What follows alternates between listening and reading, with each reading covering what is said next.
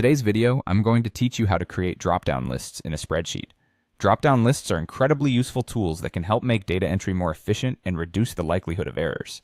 So whether you're managing a project, organizing a budget, or setting up a survey, drop-down lists can streamline your data processing tasks. So let's dive in and see how you can create your own. First off, you'll want to start by selecting the cell or cells where you want to insert a drop-down menu. This could be a single cell, a range of cells, or an entire column, depending on your needs. It's helpful to know exactly where you'll be placing your drop-down because this will determine where your available options will appear, making data entry more intuitive and straightforward. Next, take a look at the top of your spreadsheet application and find the menu option labeled Data. Click on it to reveal a drop-down menu. This menu is full of useful options for controlling how data is managed and validated in your spreadsheet, but today we're going to focus on creating a drop-down list. Sometimes in newer versions, the option might be more tailored and simply be labeled Drop-down. But in most cases, you'll find it under Data Validation.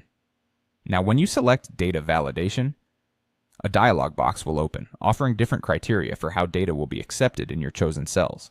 Here's where you'll define that you want a drop-down list. Under the Criteria section of this dialog box, look for the Drop-down or List of Items option and select it. This choice will signal your intention to restrict input in those cells to a specific set of values. The next step is all about determining what choices will populate your drop-down list. Enter your options in the designated fields separated by commas. For example, you might type yes, no, maybe if those are the options you wish to provide.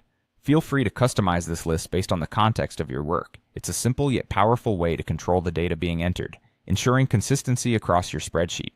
Finally, once you've entered all your desired options, take a moment to review everything before you finalize. It's always a good idea to double-check that the entries are correct and adequately represent the choices you want to offer. When you're satisfied, click Done. This will save and apply your settings, activating the drop-down list in your selected cell or cells. And there you have it. Your drop-down list is all set. As users interact with these cells, they'll only be able to select from the options you've specified, reducing errors and improving data integrity. It's a simple feature, but one that offers significant benefits. Remember, practicing with different settings can provide you with a better understanding of the flexibility and utility drop-down lists offer. I hope you found this tutorial helpful. Thanks for watching, and happy spreadsheeting.